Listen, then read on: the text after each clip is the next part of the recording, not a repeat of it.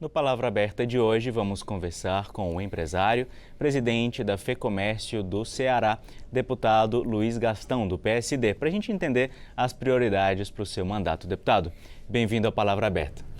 Obrigado, eu que tenho o prazer de estar aqui com vocês.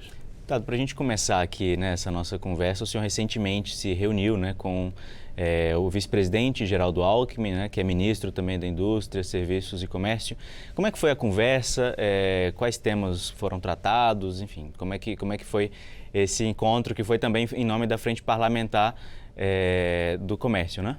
Na realidade, eu tive dois encontros com o nosso ministro. Um, antes da própria posse, na transição, onde nós discutimos alguns pontos gerais, e naquele momento ele ainda não tinha sido indicado para ser o ministro da Indústria e Comércio. E tive ontem o prazer de participar do almoço da Frente Parlamentar, já ele como ministro e já discutindo. E tive também a oportunidade de estar aqui na posse dele como ministro e ouvir atentamente não só o seu discurso, conheço sua trajetória, a sua assessoria e os seus pensamentos. Acho que é um nome excelente para estar fazendo a intermediação com todo o setor produtivo, entende das necessidades que o país tem para poder continuar crescendo, para destravar algumas coisas com relação ao custo Brasil e, acima de tudo, buscar dar mais competitividade e dar mais condição para que as empresas brasileiras possam crescer.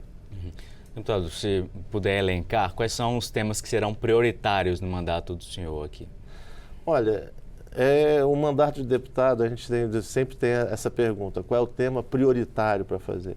Eu acho que o tema prioritário de qualquer pessoa é, primeiro, a sua liberdade.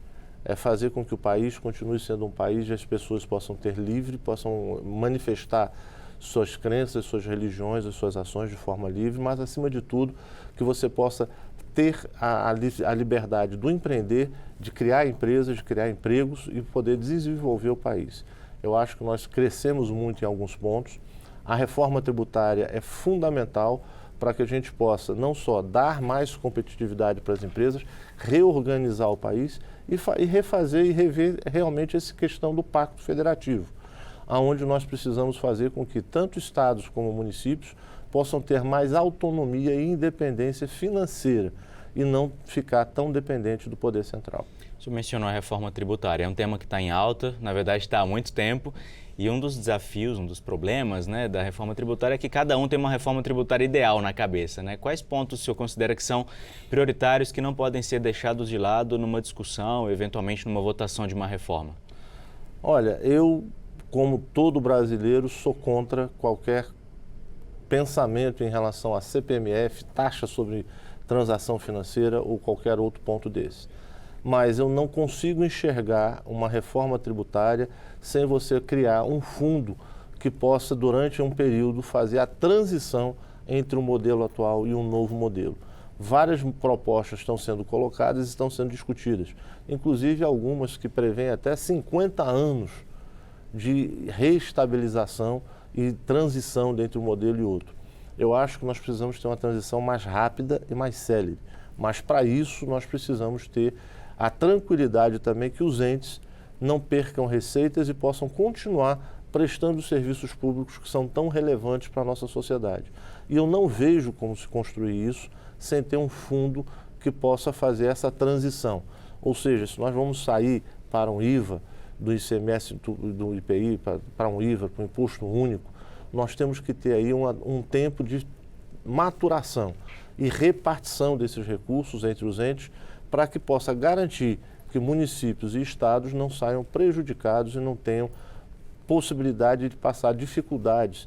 Nós estamos vendo aí vários estados no Brasil querendo discutir o aumento do ICMS e para reorganizar as finanças e para buscar aumentar suas arrecadações. Só que às vezes o aumento do imposto ele não traz aumento de arrecadação, porque ele também faz com que o consumidor restrinja a sua capacidade de compra e isso acaba afetando aos empregos. Então nós precisamos simplificar, acima de tudo, a carga tributária, a forma de pagar tributos, e nós temos aí várias ações que precisam ser feitas para reorganizar isso. E uma delas é principalmente rediscutir a PEC que está agora em discussão com relação, por exemplo, ao voto qualitativo do CARF, que isso traz um efeito danoso para toda a economia e principalmente também a questão da limitação de valores para você poder ingressar com recurso junto ao Conselho Federal, ao CARF, para poder reclamar recursos. Então, esse aumento para um valor muito alto impossibilita que um microempresário com a pequena empresa possa recorrer de um auto de infração, o que daria aos fazendários um poder absoluto de punir as empresas sem que as empresas pudessem sequer se defenderem com relação a isso.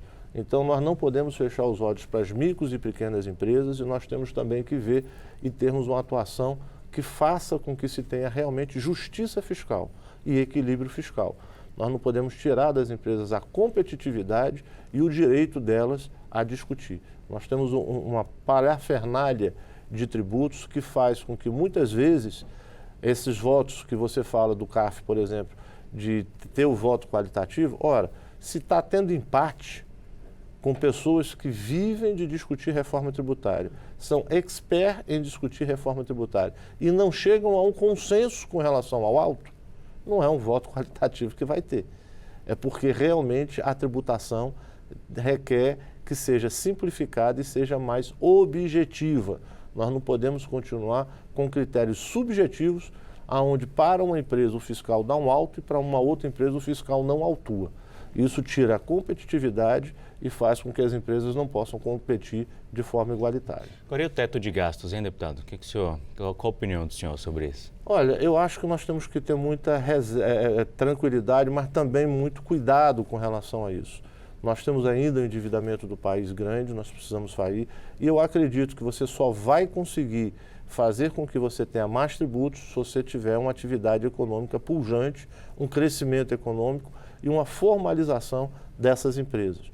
Então, quanto mais impostos você gerar, nós tivemos aí agora, ano passado, superávit primário e tivemos 3% de crescimento, crescemos mais do que a China. Então, é possível, sim, você destravando a economia, fazer com que as empresas possam crescer e as empresas crescendo, elas vão contribuir com mais empregos e mais pagamento de tributos. Então, o teto, numas questões emergenciais, como foi durante o período da pandemia, que você precisou poder atender a questão de saúde pública, calamidade, eu acho que precisa ter parcimônia, mas nós não podemos quebrar a regra do equilíbrio fiscal, porque isso vai acabar trazendo mais inflação, isso acaba trazendo mais juros e isso descontrola toda a economia. Deputado, nosso tempo é curtinho, a gente poderia ficar aqui um tempão falando sobre economia, sobre comércio, sobre serviço, mas preciso agradecer ao senhor aqui pela participação no Palavra Aberta de hoje. Felipe, eu que agradeço a vocês e vou estar sempre aqui à disposição, buscando não só debater, mas participar dessas ações. Obrigado.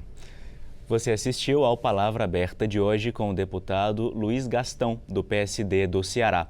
Eu sou Felipe Rodrigues e a gente se encontra numa próxima edição do programa. Até lá!